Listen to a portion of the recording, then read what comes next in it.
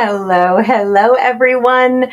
No matter where you are in the world, I want to say good evening, good morning, good afternoon. I know there are so many people coming in from around the world. Today, we are talking about, I'm so excited, my new framework, how to make an amazing impression at work. We're going to talk about 7 steps, whether you're going into a new role or you're in an existing role and want to do a little reset. A little reset on your impression. So first, pop into chat. Tell me where you are in the world. I know we have thousands of people coming in. I've been watching all the pre-comment chats, which I love. Hello from Ottawa. I love it. Happy Monday from Australia. I know it's a good time in Australia. So hi, I'm so glad you're here. From Palm Springs. There was also someone up very late in Egypt. Major points for being on. I am so grateful that you're on today. Oh, this is awesome. From the Philippines, from Florida, from Dallas, Iowa, from Malaysia, from Portland, aloha from Hawaii. I love it. Oh my goodness. Okay, from Colombia. Hello, Terry from South Florida, Kathy from Philly. So make sure to tell me where you are in the world. And also, I have a little bonus warm-up question here. I know people are logging in from everywhere, which is, we're talking about how to make an amazing impression at work. What impression do you want to make at work?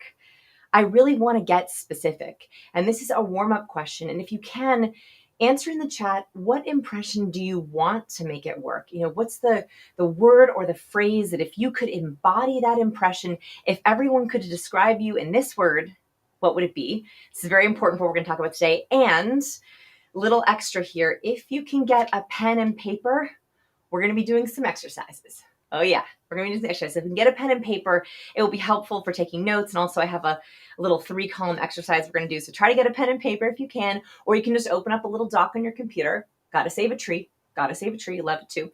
Okay, let's see. Oh yes. Okay, these words are coming in. Sue said genuine. Jessica, competent. Melina also said competent and smart.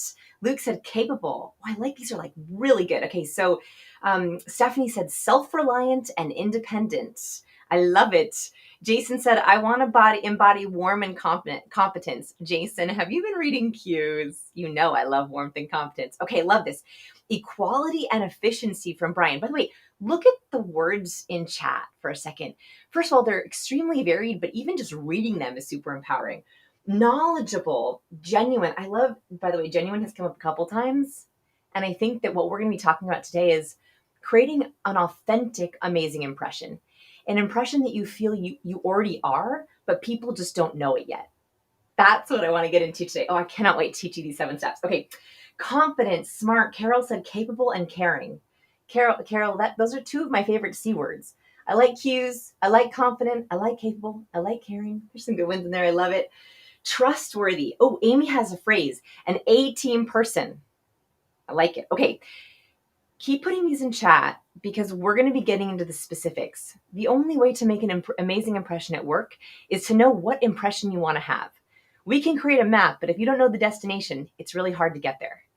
So what I want to do is I want to get into our slides. Oh, I love all these words coming in. This is fabulous. So let me introduce myself. For those of you who don't know me, my name is Vanessa Van Edwards, and I'm the best-selling author of Captivate and Cues. If you found me from either of these books, I'm so grateful for your support of my work. If you're new here, I'm so grateful that you came. We have a huge class. I have a little surprise announcement at the end too, but we're going to do a lot of teaching first. So let's get into our slides. Here we go. Okay, so I mentioned that today I'm teaching a brand new framework. It's actually 7 steps. And what we're doing here is we're creating a destination. So the map, but also where we want to go, of how we create an amazing and authentic impression at work. And what's key here is you can do this for new folks in a new role, but I actually wrote this more for people who want a little reset for an existing role. If you want to reset, whether you're an entrepreneur or an intrapreneur, if you're in a company, if you're in a role, or you're working with clients and customers, this is how we change how people see us. And I'm going to start this webinar a little bit differently. So I want to start off with a myth. This is the number 1 mistake smart people make. And it's going to surprise you. Are you ready? I believe the number 1 mistake smart people make is they want to do a great job. Let me explain how this works. Really smart, capable, talented, skilled people, they go into work, they go into their career thinking, I want to do great work. And what can happen is if you're focused on work, you are all about productivity. You're all about getting things done. You go into work thinking about tasks, about high expectations, about exceeding expectations. You feel, and this is the second part of this mistake, is that smart people feel if I work hard enough, if I do great work, it will speak for itself. The problem is when we do this, we become task oriented, not people oriented. We focus on doing great, good work, hoping that's going to speak for us. But what can happen is that gets us hyper focused on sometimes metrics over rapport or tasks over people. Or, and this is the other thing that can happen, is as we really want to do good work and we get busy and we have back-to-back calls and lots of tasks, we feel like, people are distractions. This creates a huge problem for smart, capable people because doing great work is only one part of the equation. It's the essential part of the equation. You have to have great work to make an amazing impression at work, but it's only one part. The first part of the equation for making an amazing impression at work is doing great work. But the second part is building great relationships. If you don't have great relationships, people don't recognize you for the great work you do. And so I have two big goals today. And this is for you, even if you're a recovering awkward person. Do I have any fellow recovering awkward people like me? Oh my goodness, people are saying, this is the story of my entire career. Sarah said, yep, guilty of this. By the way, this is crazy. The smarter you are, the more you're in this trap. Smarter people keep working harder. They keep trying to do better work, and they wonder why they're not getting recognized for it. And so this second part is what we're going to be talking about. Oh, good, I have some fellow awkward folks. Debbie said I'm awkward. So in my first book, I talked about being a recovering awkward person. So this is incredibly hard if you're smart and you're awkward. Because if you're smart and you're awkward, you're like, I don't want to talk to people. There's nothing better, by the way, than a good gift from the office. So if you struggle with people, or you have difficulty communicating, or you struggle with your soft skills, you double down even more on work. You're like, I don't want to talk to people. I'm just going to try to hide in the back seat. I'm going to try to go unnoticed. I'm going to keep trying to do great work and hope people notice. Here's my goal for today. If this is you, if any part of this resonates. Number one, I know that you're doing great work. I want to make sure other people know it. So again, this is a two-part equation. We make an amazing impression at work by doing great work and making sure other people know it in a really easy, confident, authentic way. The second thing is smart people tend to focus a lot on their smarts, on their technical skills, on their job success.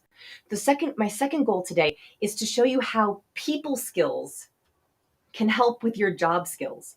That actually, if we marry the two, it's the most potent combination. That adding people skills and soft skills and master level communication is only going to make your work easier. It's only going to make getting your goals done faster. In fact, my whole mission at Science People, for those of you who've been following me for a while, you know I say this all the time. My mission is for you to get to your goals faster. And I think that people skills are one of the fastest ways to get to your career goals. And I'm going to try to convince you why. So this science is very clear. This is a huge study they did on likability. They had a very clever study. What they did is they wanted to know if likability matters for career goals. So they found that people who are more liked at work, people who have an amazing impression at work, are more likely than their equally qualified counterparts. Now, this is what's important, that when they were compared to equally qualified counterparts, people who made an amazing impression, people who were more liked, were more likely to be promoted. They were more likely to earn higher salaries, especially over time, over their career trajectory. And this is the part that matters the most to me, which is they felt happier both at work and at home. That likability at work is not just going to help you get all those extra things and help you get recognized for your work, but it also gives you greater work and life satisfaction. So I'm so happy you're here tonight because this is the single best thing that you can do for increasing your work-life happiness and getting to your career goals. So give yourself a little high five. Now we're getting to work, okay? Now that I've convinced you that you did a great job being here, let's get into it. Let's do our very first exercise. So grab a pen and paper. or open up a document. We're going to make a list of 3 very important people.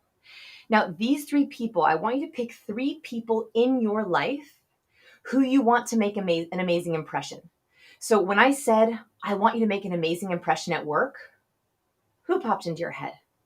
Who popped into your head if you're like, I want them to think of me as fill in the blank, that word that we mentioned at the very beginning. So who are those 3 people? I want you to write them down in 3 different columns, okay? So 3 different people. I'm going to give you an example while you think about this.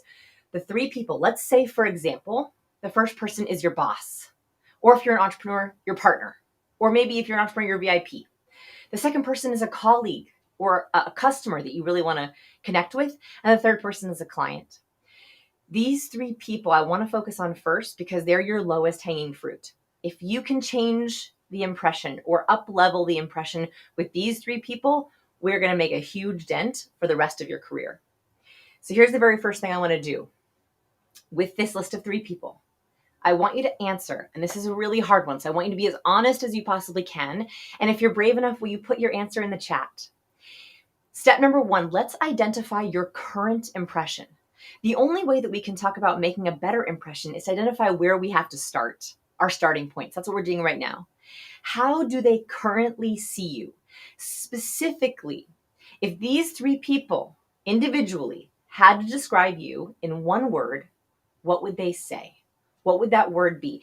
And if you're feeling brave enough, put it in chat so I can see some of these before and after. So for example, you're going to put this, by the way, right under their name. So put under each person's name, you're going to put what you think they think of you right now. So let's say, for example, your boss.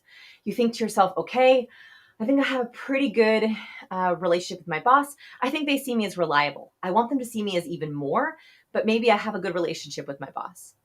If you're not sure, like let's say you have a colleague and you're like, I have no idea what they think of me, I want you to put a question mark. I want you to put a question mark because we're going to do something with this later. And let's say, and this is if you really struggle with someone, you feel that you're not remembered enough. You have a client or a customer or a colleague or a partner who just doesn't take you as seriously, who doesn't reply to your emails very fast, who you want to be more front of mind.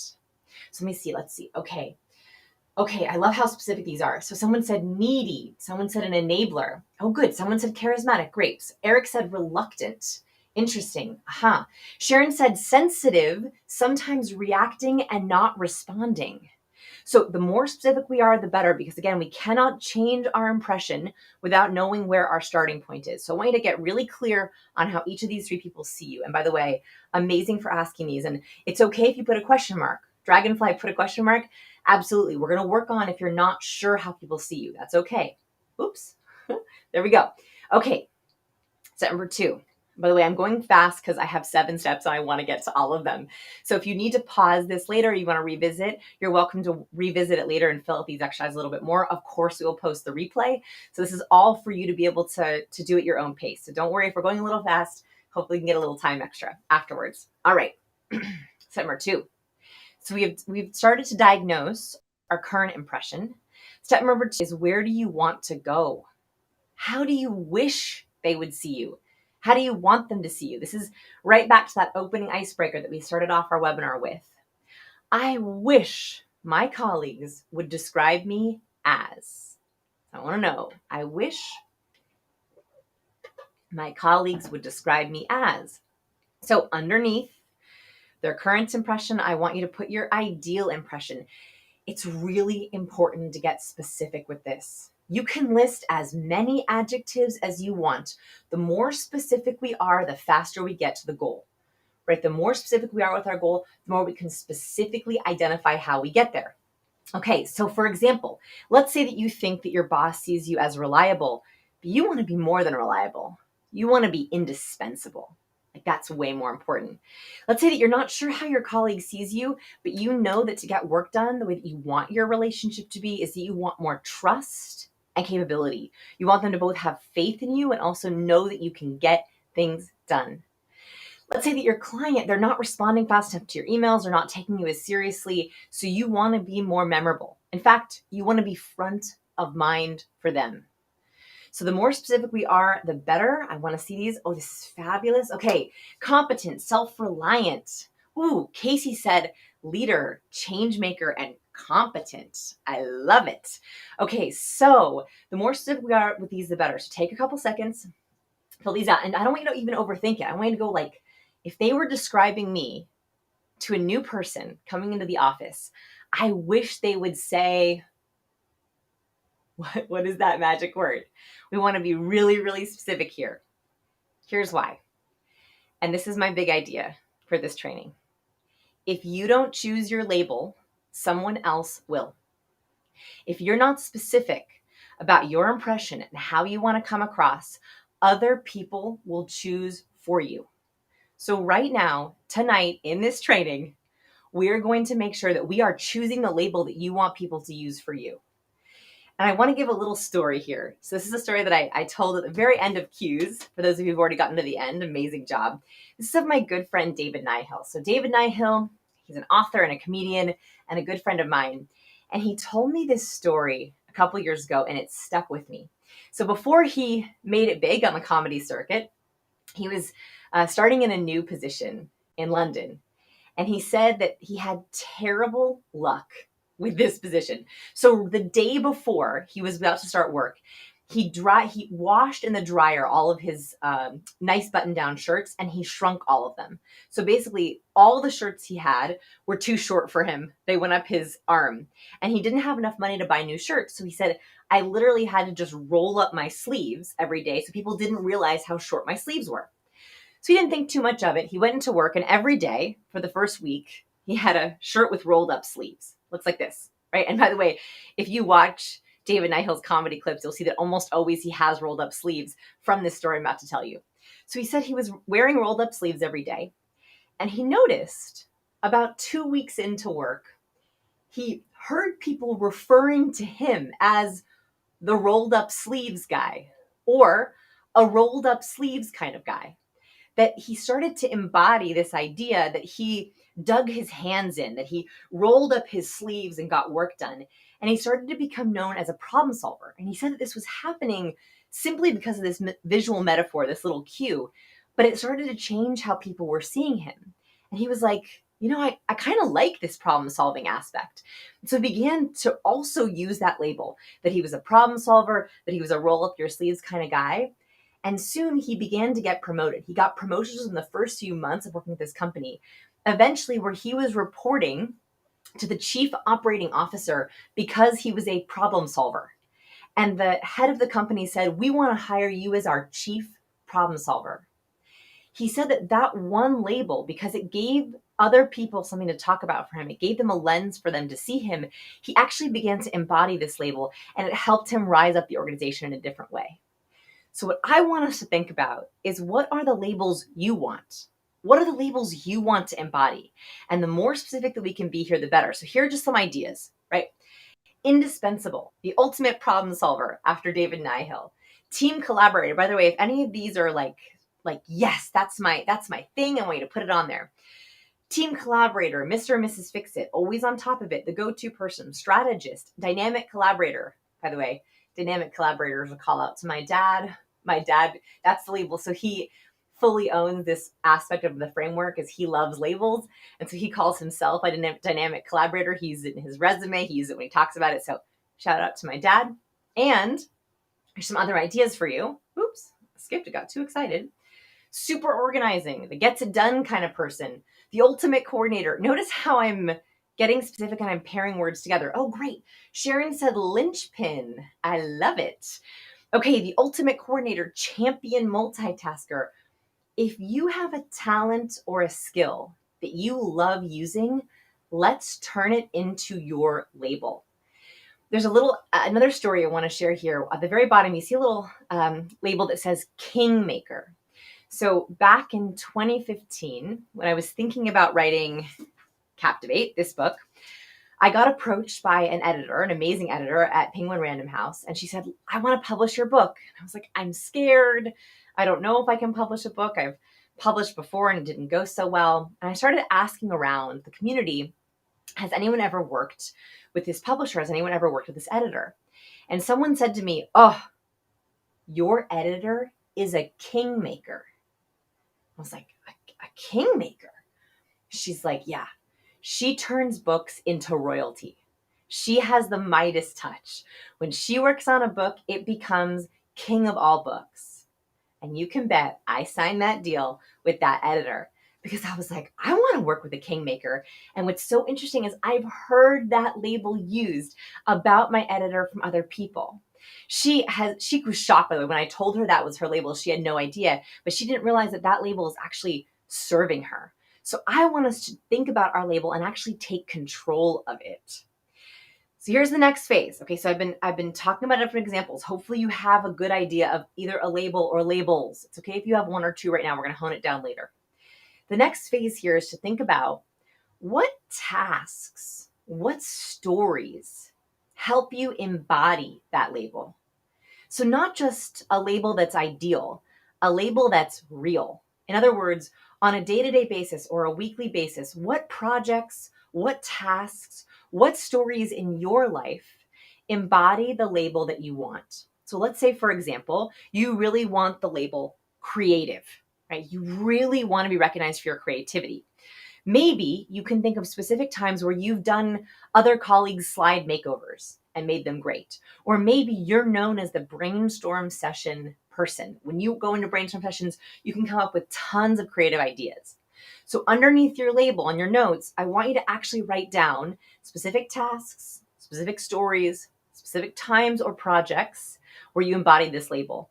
Another way to think about this is, when do you best embody this label? Is there a time of the week, a time of the year? So for example, let's say that you really want to use the label.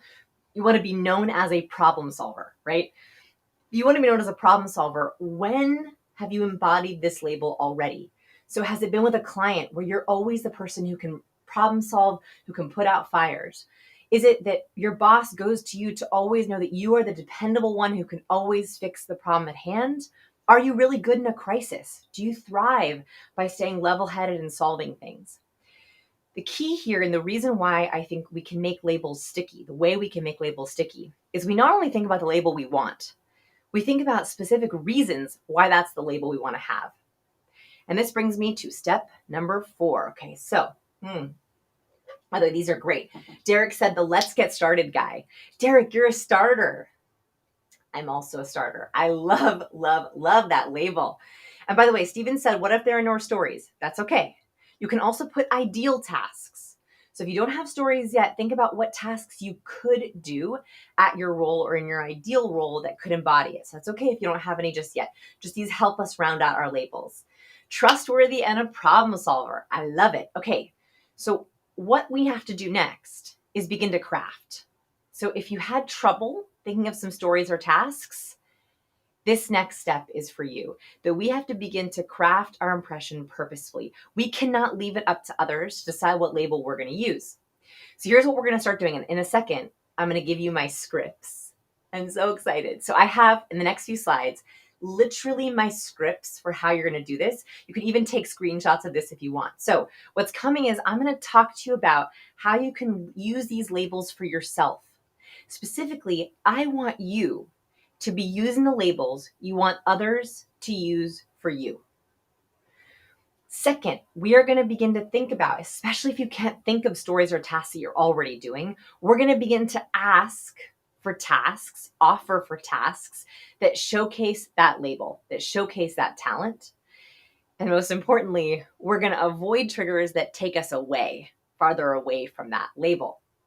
Here are my scripts. Are you ready? If you want to take some screenshots here, you're welcome to. These scripts are for you to swipe. I literally built these so in your next performance review, your next client call, your next email, your resume, your LinkedIn headline, I want you to swipe these scripts. I wrote them for you. Okay, so here are some ways that we do this authentically and easily. Tell your boss in your next performance review, I want to be indispensable. What do I need to do differently?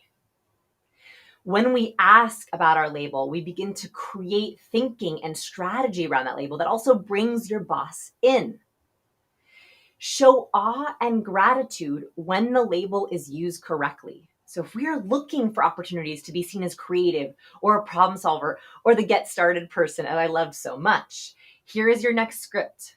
Thank you so much for this project. I'm fill in the blank, super organized, the get started person, creative, and I love stuff like this. So if you are asked to do part of a task or be on part of a project that served that label, this is the email you send afterwards. This is the way that we show gratitude afterwards to hype up that label even more. By the way, if someone missed this previous slide, here you go. I'm going to give it to you one more time. There you go. Take a screenshot. These are for you to use. Absolutely. And don't worry, we have a replay coming up later, so you can take as many notes as you want. Okay. So again, fill in the blank with your label. I just put in some example labels, but you want to fill in the blank with yours. Okay. Use your ideal label all the time. With those 3 people that you put on your list, here's how I want you to begin to use that label in conversation. I'm your go-to problem solver. Please come to me anytime you need me. So when we're starting conversations, when we're ending conversations, in that chit chat and that rapport, instead of being like, so how's it going? How's the week? I hope you have a good weekend. You can be like, hey, I just want you to know I'm your go-to problem solver. Please ask me about this anytime you need me. I love this kind of work, right? Oh yes, Brian said it. Oh my God, this is so good. Take a screenshot. These are scripts for you. Okay, it's getting a little harder. Not only asking for more of your label, but highlighting it. You know what, everyone? And this is in a team meeting, in email, even in profiles. I pride myself in, fill in the blank, your label. Can I help with any long-term strategic planning? Can I help with any problem solving? Can I help you with any creative tasks? This is next level because you're using the label of something that you value for yourself and you're offering help. Your label is your superpower. So offering that of has help is a great way to have people be like, I remember he or she is my person to go to for this person. Take a screenshot. Love it. Jenna said creative solutions. That's a great one. Being a creative solution person, everyone loves someone who's a creative solution person. I love it. Karen said, I love this. I love it. Okay. Ask and offer. Ask and offer all the time. I want to always be your label. If you need something, please come to me. Consider me your, right? We're guiding these scripts, right? And these can be used casually, officially, in emails, on the phone, in video call, in person at the end of meetings, where these are the scripts I want you to have in your back pocket.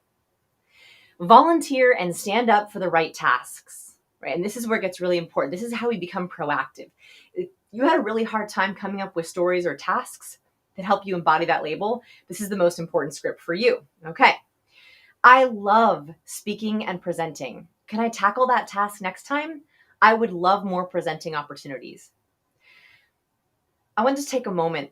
I think that the mistake that smart people make is they assume that other people know what they're good at.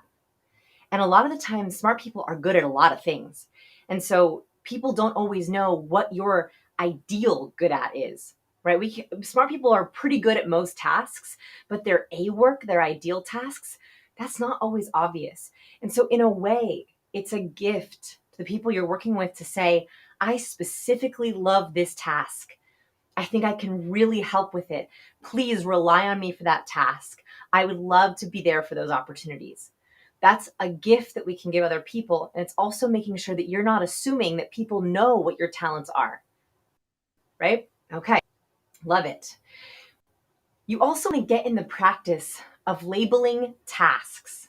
This is especially important in writing and when explaining. And this is kind of a weird thing to train your brain on, but once you start, you're going to get used to it. Here's what I mean. Here's this script. And this is the kind of thing you want to get done in writing. And fill in the blank for your label. I love super, fill in the blank, in-depth, detail-oriented tasks like this one. The harder it is, the more fun the challenge for me. I love doing that this week. So as we're beginning to write these scripts, we're reinforcing that this is more of what we want, and then people can then talk to us about it. And this last one here is getting feedback and asking for advice on your label. So especially if you're watching this and you're thinking, oh, my label is really different than what I do. And that could be the case. Hopefully, most of you are close, right? You're close to that label. You're close to getting that impression. But if you're like, oh my goodness, my impression is far off from where I want to do, or my job is very different than this task, this is going to be the most important, is how do you get feedback and advice on this issue? I want people to see me. And this is transparent, right? You're literally saying, I want this to be my impression. I want people to see me as a champion multitasker. Do you have any recommendations for me? I think that when we bring people in, it helps them come to our side. It also gives us perspective and advice. And this is step number 5. Ask for opinions and advice regularly. Now, for those of you who read Captivate, there's a little story at the very end, one of my favorite stories in the book, about Benjamin Franklin. So I got to tell you about the Franklin effect. Benjamin Franklin accidentally discovered the power of asking for advice, specifically asking for a favor. So Benjamin Franklin, he actually wrote about this in his memoirs. He wrote that he had a nemesis in government, just a gentleman who just did not like him. They did not get along. They always voted opposites. They never spoke. And he heard this gentleman had a very rare book in his library. And Franklin was a reader. He was a lover of books. So he sent a letter to this gentleman and he said, I've heard you have this amazing rare book. Can I borrow it? Remember, this is his nemesis, right? But he said, I heard you had this rare book. I love books. Would you be willing to let me borrow it? Specifically, this is in Benjamin Franklin's own words. I requested he would do me the favor of lending it to me for a few days. Sure enough, he lent Benjamin Franklin the book. Benjamin Franklin returned it with a thank you note, and it completely changed their relationship. In Franklin's own words, when we next met in the house, he spoke to me, which he had never done before, and with great civility. We always like civility. And he ever after manifested a readiness to serve me on all occasions, so that we became great friends. I share this because the other mistake that smart people make is they try to go it alone. They think, I'm smart, I should be able to figure this out.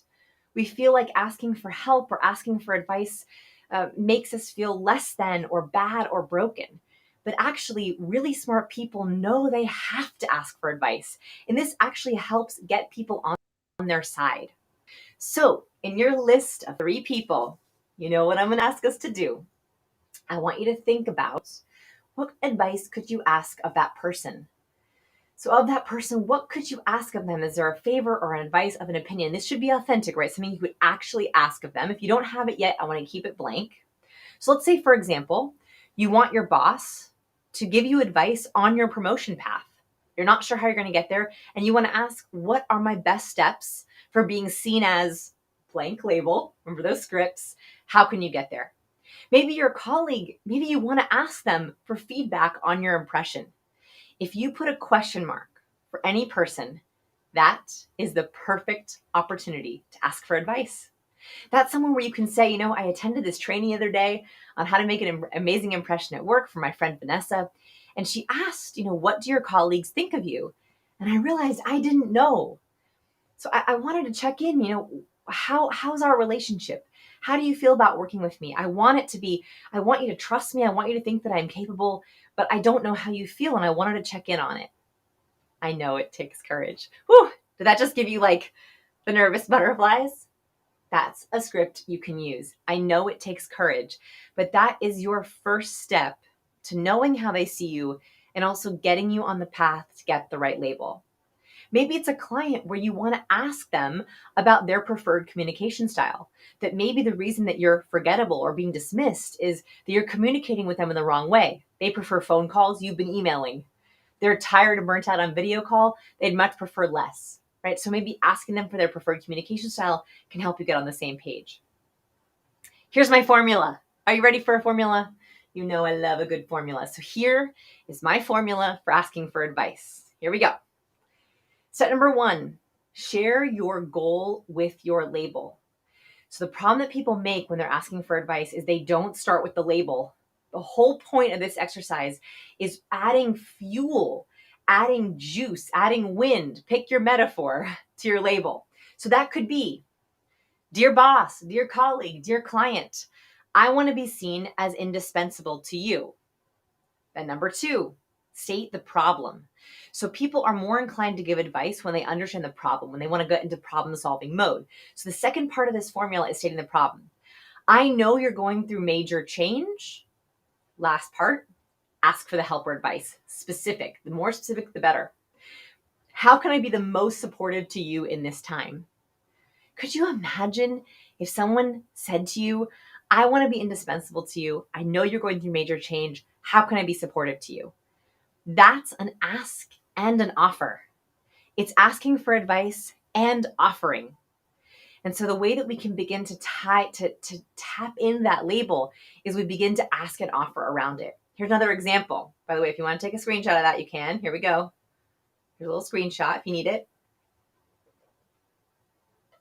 By the way, if you're not sure the advice yet, keep this little screenshot on your desktop or in a little folder. So when you have a call or a video call and you're like, oh, I have a piece of advice. What was that formula Vanessa shared? It's right here, right? Here's another example. My goal is to do more presenting for the company. Let's say you're in a performance review, you're talking to your manager. My goal is to do more presenting for the company. I know that this is not my typical role. So if you felt like your label was a little bit far from your role, you want to get advice on this. You want to ask for buy-in and help. What can I do to break into this area that would be most supportive to the company? Right? This is an ask and an offer. So you can literally fill in the blank with this one. Oh, good. Someone said this is the best. Yay, screenshot done. Take the screenshot. So if you need to ask for advice, you can fill in the blank. My goal is to do more for the company. I know this is not my typical role. What can I do to break into this area that would be the most supportive to the company? Right? This is an ask and an offer. It's like, mwah. And a manager will be like, oh, that's interesting. Let me think about it. Or let's talk about it. Or let's figure it out. Right? Here's the thing. If you're asking for social capital, you have to give social capital. So the 6th step is the give. It's the gift. And it's my favorite. I actually almost made this step number 1, but I had to make sure that we did our first 5 steps before getting to this one. I want you to invest in your social memory. Social memory is one of the least utilized social skills, and it is a very specific skill. Our social memory is using and remembering tips, facts, and tidbits about the people we care about. Specifically showing, I care about you so much that I'm going to remember your birthday, your anniversary, and your kids' names. There's a couple of examples, but I'm going to remember what matters to you. Or on a professional side, knowing your colleagues' preferred mode of communication. Do they prefer a pop-by, an office pop-by? Do they prefer a phone call or a Slack or a chat or a DM or a video call or a Zoom call or a blank call or a tweet or a talk or what do they prefer, right? What are their labels? This is like next level. Not only thinking about your labels, send them this webinar and ask them what their label is. What do they want to be known for and how can you help? What are their most creative times of the day? What are their social preferences? Are they introverts? Are they extroverts? Are they ambiverts? And can you honor that for them? And lastly, what are their triggers? So what do they not want to be labeled for? What are their worst times of day? What are their recharge times? For example, my team's on right now. By the way, if you see Lauren, Carolyn, Rob, and Scott, say hi, they're part of our Science People team. I'm working really hard to try to know their times. So my colleague Carolyn and I, we attended a little workshop a couple weeks ago, and we both learned that our golden hours, our most productive times, are from 8 to 11 a.m. And I turned to her in the workshop and I was like, when's your golden time? Called the golden hour, like photographers. She was like, 8 to 11 a.m. I was like, me too. And so we're trying really hard to not bother each other too much during 8 to 11 a.m. No promises, Carolyn. No promises. I really try to honor it. But now I know that's her most strategic creative time of day. So if I can, I try to wait till 12. I don't have her come over. We don't work on projects until the afternoon because that's both after our creative solo time. So are there triggers and times that you can know about your colleagues? Okay, I know this is a lot of text, and Scott on my team got real mad at me for this slide. He said there's too much text in the slide, but this is for your notes. What notes can you begin to take for your people? What social memories and social facts can you activate? So what's their partner's name? What's their kid's name? When's their birthday? Bonus points. What's their preferred coffee order? Right? That's a great thing to know about someone. What's their preferred communication? What are some of their favorites? Are they dog people or cat people or sloth people or parrot people? Right? So knowing some of these things, the more you can add to these, this is all social capital. It's also a way to say, I care about you. And we like people who care about us. You can also do this. This is advanced. For my advanced students, you can even use social capital to fit with your label. Here's what I mean. I saw some of the words that were in the chat on being trustworthy and warm. If you want to build rapport, be seen as warm or trustworthy, remember personal things like birthdays and personal dates. But if you want to be seen as competent, remember important dates and deadlines. Know their mode of communication. Be more productive with your social capital. If you want to be seen as creative, get creative with how you remember. Throw them creative birthday parties. Get them creative gifts. Do a really creative meme collection for them. So even with your label, is there a way that you can share and use a social capital, right? Like next level is, can you embody that even with the kind of social capital you use? I know this seems like a lot of details, but these details are investments. Everything that you remember about someone else, every time you work to use your label, even if it feels a little bit nerve-wracking, even if it takes a little bit of courage, every single one of those is an investment. It's an investment in your career success. I started off this webinar talking about how we don't realize our people skills, our communication skills, our relationships actually help us get more work done. They help us be more productive. They help people recognize us for our great work. So the more that we invest in those social skills and that social capital, the more we get back in spades. And research is so interesting on this. This is just one of many studies. I'm always blown away by this. 15% of our financial success is due to technical ability. By the way, this is crazy. When most of us think about making more money, we try to raise more certifications. We try to beef up our technical skills. 85% of our financial success is due to people skills, communication, likability, social capital. Master communicators, people who are really good at social capital, make an average of $29,000 more per year. In other words, social skills pay. Likability pays. I struggled for many years, for those of you who know my story, for many years wondering, how do I learn how to be a master communicator? People skills do not come naturally to me. I have to use formulas for conversation. I have to use blueprints for connecting with people. I have to make scripts for myself. And I always wished there was a course I could take in school that could help me just understand the basics of conversation, communication, and relationships. So it took me 12 years, thousands of studies, but that is exactly what we created in People School. This is my equivalent of a semester college level course on relationships and people skills. What we did in People School, and this took thousands of citations to build and over 12 years of research with my team, it is 12 of the advanced people skills for professionals. These are the 12 skills that I wish I had known going into relationships and communication, specifically with formula, turning soft skills into hard skills, learning people skills like we study for math and science. I actually think that we can learn soft skills in that kind of black and white way. So People School, for those of you, I know I actually have some People School students who are on with us today watching. I'm so excited. So People School is completely virtual if you want to join us. It's also lifetime access, and you can take it anytime, anywhere, which is super exciting. And this brings me to step number 7. So by the way, whether or not you take People School, I want you to try to end here with step number 7, which is tying your career goals to your people skills.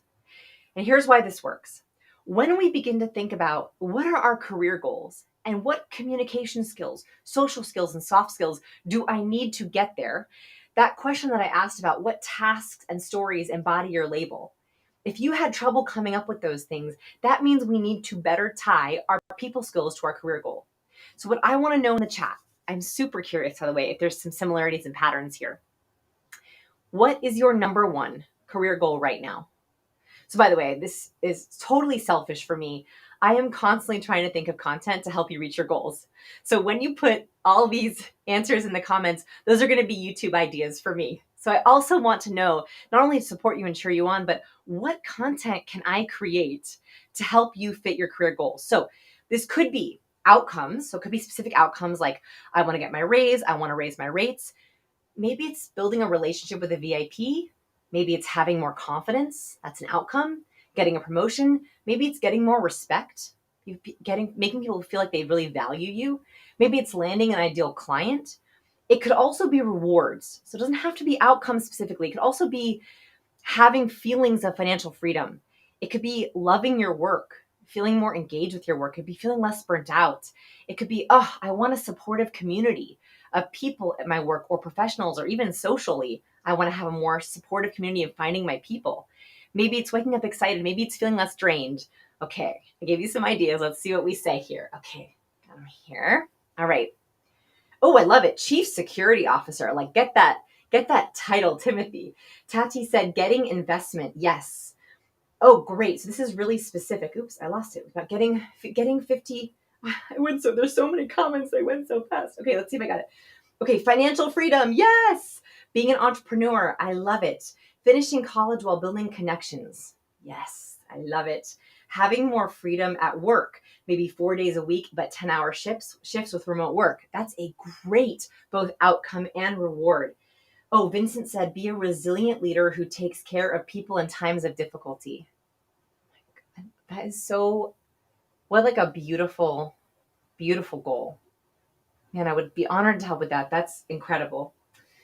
Oh, Jason. Oh, hi, Jason. People School is a game changer experience. It has incredible lessons that I didn't find in books and papers by myself. Jason. Jason's one of our People School students. Mwah! Thank you, Jason. Oh, Sharon said my life coaching takes off. Hazel said be more confident when sharing ideas. Okay, so by the way, my team, Carolyn and Lauren, will you mind screenshotting some of these comments for me? These are my next YouTube videos. My entire mission is to help you hit your goals faster. So this is one of our amazing People School students, Debbie. She was so kind in letting us share her story. I was so inspired. She literally emailed us a few weeks ago with this. So when Debbie first started, she had a very specific goal for People School. She wanted to get a new job at a higher level. Here's what she said. Since People School, I have never had such engaging and fun interviews in my life. My recruiter reached out to a team that didn't hire me to find out why. And then she called me to tell me that a manager was creating a position for me. What? Last Friday, I accepted a senior position with an increase in my total package of $100,000. So by the way, when Debbie sent this in, my team and I rejoiced. We were like, oh my goodness, Debbie did it. So something you should know about People School is one thing that we do is we do this exercise. So the very first thing you do is I ask you, what's your goal? And we actually reply to this if you're open to it. My introverts don't have to. All comments are optional. But you share your career goal so we can actually cheer you on, so I can build content for you, so we can address it in our live office hours. Step 2 is we're giving you skills during each of the lessons to hopefully have you apply immediately. So as you're working on addressing your impression at work, as you're working on your likability and your conversation, we try to give you tips and scripts and formula, just like today, that are immediately actionable. And then this is the best part, is we follow you. We make sure that you're going to achieve that goal. Most of our students take People School twice a year. They're actually constantly redoing the lessons. So we actually check in with you to see, have you gotten your goal yet? Can we cheer you on? This happened. This is like the highlight of my life, is seeing people hit their goals. So we get comments like this all the time from People School students of them hitting their reward, of them hitting their outcome, so we can help support them in tying those soft skills, those people skills, to whatever career goal it is they have. So here's some of the lessons. Should we do some lessons? All right. So here's what we do. So I mentioned that we have 12 different skills. Here are the 12 different skills. So first, we talk about the formula for charisma. So this is going to look familiar to you for my Q's buyers. We talk about what it means to be charismatic. But second, we talk about how we can use this to improve performance. Not just our performance, but everyone's performance. How do we change and be more positively contagious with the people around us? Third, how to be more engaging. How do we engage people in a deeper, more meaningful way? By the way, all of People School works for both in-person work, remote work, and hybrid work. So we even added new lessons as we went more remote, but all the lessons tie with both remote, video, email, and in-person. 4, how to capture authentic attention, how to make sure that you're being more memorable, that your emails are being more memorable, that your ideas are more memorable in a way that attracts attention in an authentic way for both introverts and extroverts. I know for introverts, attracting attention can be a little bit of a double-edged sword. So I actually have specific sections for introverts in that section. 5, trust. So after we've gotten attention, how do we build trust? How do we build rapport? How do we do it deeply and authentically and quickly? 6 might be one of my favorite lessons. I don't know, my favorite lesson changes all the time. How to be more powerful. So this is about how to have a confident presence, how to show up more powerfully, both in person and virtually. 7, this is when I give you my likability blueprint. So this is my formula for increasing likability. This is both professionally and socially. It would surprise you. So I love reading the comments. We always have comments, optional comments after each section. And I love reading the comments after the likability blueprint. 8, how to decode people, how to read micro expressions, how to read body language. That's a really fun one. 9, how to be a master conversationalist. If you want to be a master communicator, you have to be excellent at advanced conversation with VIPs, in small talk, with clients, with family, with friends. I actually teach you the 3 different levels of conversation. 10, how to be socially assertive. So this is about setting boundaries, asking for needs, being taken more seriously. 11 is such a good one. 11 is about increasing your influence. So this is how to be more impactful with your words, your ideas, and your actions. It's specifically how to get buy-in. And by the way, this is for both entrepreneurs and intrapreneurs. 12, the last section is probably the most advanced skill, and it's how do we build and strengthen long-lasting connections? So what's the framework for, okay, we've gotten attention, we've brought the right people into our life.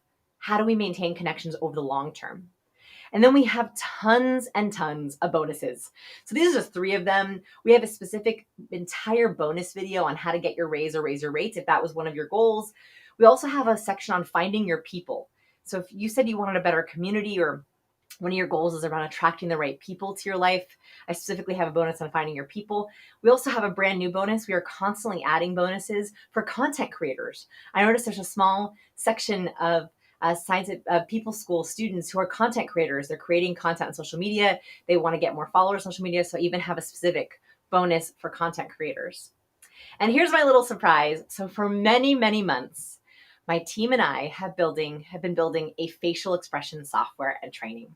So I love reading faces. I love reading hidden emotions. And I wanted to create a training to help people truly and deeply read emotions.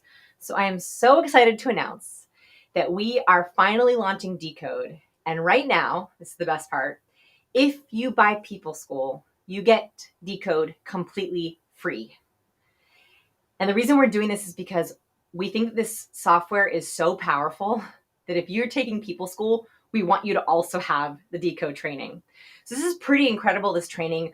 We have so many different ways to learn micro expressions. You can see this little video tutorial of just the app, the practice area.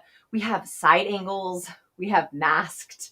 We also have little quizzes and practice area for you to test and guess each of the different micro expressions. So let's see if you can guess this one on the left. This is disgust. You see that was a really fast one. You can also try different expressions at different speeds, and it will tell you if you have the right or wrong answer. We even have it so you can change the speed at which you see it. 1 second, 100 milliseconds, 500 milliseconds. This is the training that I wish I had had. And how do we get really expertly good at reading faces? So we have, you can actually, in our practice area, you can even sort by the different models. You can sort by different expressions. You can sort by different angles. We did this as advanced as we possibly could. And I am super excited that if you enroll by May 20th at midnight, you get Decode free. So we are doing them together. We are never going to offer that again. By the way, Decode is $349. So if you get People School right now, that's a $349 value included in People School. That's how much we really want you to have it. So let me talk for a second about the different types of students who join People School. So I always see People School students as 3 different buckets. And this is because for the content in People School, I've been training at companies for many, many years. And we found that there are three different buckets. The first one, the biggest one, is just professionals. So if you're a professional who's high achieving, who wants to level up, that's our biggest bucket. That's what we wrote People School for. Second is our entrepreneurs who are looking for ideas on how to pitch themselves, how to raise money, how to get authentic attention, how to build a community, how to reach their people. So entrepreneurs are our second bucket. And our third smaller bucket, this is a bucket I love, is our pivoters. Oh my goodness, I love when a pivoter joins People School. A pivoter is those of you who are thinking about some kind of career transition and you're using People School to inspire. You're looking for some way to change, to think of something new. And so I love when our pivoters take People School because they're using the lessons to try to spark something new before some kind of big career change. So some easy things on how it works. So the very first thing you're going to, I don't know if you remember that picture a couple slides back where I was holding a really cool box. The very first thing you get is a amazing surprise package in the mail. Yes, anywhere you are in the world, we ship this box to you. I'm not even going to tell you what's in there because there's some really cool surprises. One of them is your workbooks. There's 150 pages. This is essential to your learning. It's a workbook manual that's going to go along with your learning. It has all your exercises and your templates. We also have, of course, 12 video training modules, each of the skills. It's over 31 hours of content, including our bonuses. So it's a lot of content. And we want to make this like a college level course. Each skill is science, framework, and strategy. So it's where does this come from? What's the way that we use it? And then how do we apply it immediately? We also, in each training module, have Q&A sections. So you can actually hear real students answer the Q&A sections, which is great because it helps you answer questions. And we also, in the last few years, developed audio along with the videos. So a lot of our People School students will watch the video and then listen to the video, like when they're running or cooking. So we also have audio downloads of every single lesson. So if you want to just practice in our People School app, we have a whole app for People School, you can take it on the go with you. So you don't have to be sitting at your computer to take it. A lot of our professionals are like, I want to listen while I'm driving. I want to listen while I'm getting ready, while I'm cooking, while I'm running. We got you. This is my favorite part of People School. So the only way that I do coaching is through People School. Every month, we have a live monthly workshop. So this is a class where I teach new science. I answer questions. We practice your elevator pitches. We look at profiles together. I give you big examples. What's great about this is it's a way for me to get and give feedback with you. And so I'm able to help and practice. You also have all the replays. So by the way, when you come into People School, you get to see all the library of past office hours. So what's great about this is you can see, I think we're at maybe over 20 to 30 hours of just office hours bonuses in the library. Of course, when you finish People School, you also get a completion certificate. So this is really big if you want to show your manager that you completed People School. We also give you a badge you can add to your expertise and skills section in LinkedIn. So if you're looking to add soft skills to your resume, we also really encourage that with a certificate of completion, as well as a badge you can add to your skills and expertise section. I love seeing those on everyone's LinkedIn profiles. I told you the secret swag bag, and of course, email concierge, which is as you're in People School, we are here to answer your questions. You can email and ask us anything you need as you're learning so we can support you. So save the date. If you enroll this week, we have our next live office hours coming up on May 26th. So if you enroll this week, we have our next workshop coming. I have so much good science next week. I've already written it for you. So next May 26th, 2:30 p.m. Eastern. By the way, we always record them. We have them at different times. So you can always watch the replay if you can't attend live. But I just want you to save the date that we literally have a live workshop coming for all of our People School students. Here's my goal. I want my students to be more respected, more influential, and more likable. I also want you to be more in control of the impression you make, so you know exactly what impression you're making on others. I also want you to be more authentically charismatic and confident in that charisma. And lastly, I want you to be more memorable with your presence. So when people meet you or hear from you or see your email pop into their inbox, they want to hear from you. What I'm trying to take away, what I want you to be less of is I don't want you to be overlooked. I don't want you to be interrupted. I don't want you to be underestimated, especially for such talented and skilled people. I want to make sure that people recognize you for the great work that you're doing. Also, if you have toxic or difficult people you're working with, people where you're like, I don't know, Vanessa, if I can change their impression of me, People School is my goal to help you work on those difficult people. I call them dream killers in people school. You'll learn why. And lastly, I want you to be less frustrated, less awkward, right? If you ever feel unsure, out of control in your interactions or conversations, people school is my goal. People school is my way to help. The cool thing is, if you don't like it, it's okay. It's 100% risk-free. If in the first 30 days you're like, not for me, that's cool. It's 100% money back guarantee. This is for me so I can make sure that we have the right fit. I want you to love it. I want you to enroll and be like, yes, this is life-changing. Thank goodness I finally found this course. Like, I want you to feel that way. So it is 100% risk-free. As I mentioned earlier, most of our students re-watch the course 2 times a year. What we found is we ask all of our students at the very beginning of People School, what's your goal? And we found that as people create new goals, they re-enter skill number 1, which I love, and they put, I have a new goal. And they go through the entire course again. Remember that you have unlimited access to all the video lessons, so you can take them as many times as you want. Some of our students have gone through People School 5, 6, 7 times, and every time through I get to see their new goal, right? Their new mission as they're taking the classes. Of course, we are also always adding bonuses. This is barely even covering all of them. We just started offering that People Intelligence badge to add to your LinkedIn profile picture.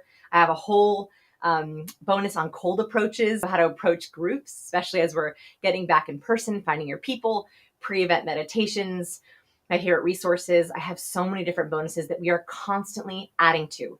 So that list I asked you to do earlier of all the different career goals, if I feel that I have not addressed your goal, I try to create new bonuses. This is our flagship course. I will always be creating to it and adding to it. So some last questions. If you're worried, you're too busy. I built this course for busy people. I knew that People School students are busy, are high achievers. My mission is one, that you can take it on the go whenever you want. So there's nothing you have to log in for. You can take it virtually. But more importantly, if you're able to work with people more productively, it actually saves you time. So when your communications are smoother, when your emails are easier, when you get faster replies, that actually gives you back time. So my goal is that the investment for our people skills actually gives us back time and productivity. We also always get questions like this, so I thought I would answer it now. Do people skills help me if I'm a doctor, lawyer, entrepreneur, investor, a tech person? Like, no matter what you do, if you interact with people virtually, on the phone, over email, this course is for you. If you don't interact with people, then it might be a little bit of a push, right? But if you interact with anyone in any way, then yes, it is for you. Especially, by the way, if you're in a remote or hybrid environment right now. We're talking about that a lot in our office hours. Is People School for me if I'm an introvert? Yes, I have specific sections for my introverts. So many people skills and communication books are written by extroverts. And basically extroverts just tell introverts, be more outgoing, be more extroverted. I do not believe in fake it till you make it. So I have specific strategies for my introverts, my ambiverts, and recovering awkward people on how to use people skills in more of an authentic way to be heard without being loud. And lastly, the last thing I'll say is, will this work for me? We've had thousands of students go through People School. We have tested these skills in corporate settings, in personal settings. I know they work. I would be honored if you're willing to take it. If not, please use the other skills that we taught today. If you're not ready for People School, that's totally fine. I taught 6 really important skills, 7 if you're willing to tie your career goals to your people skills, on what you can do to change your impression at work. So whether or not you join us for People School, my goal is for you to hit your goals faster. So think about all the tips we learned today about hitting the reset button on your impression. That I truly, truly believe you can take control of your relationships at work. You can take control of the impression you want to make. My goodness, I cannot believe it's already been an hour.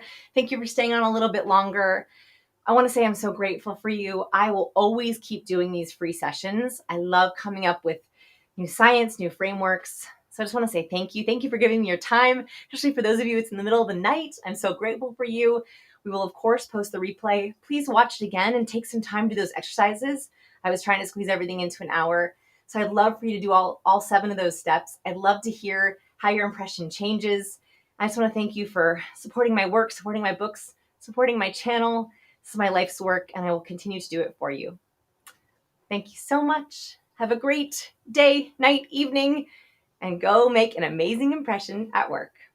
Bye, everyone.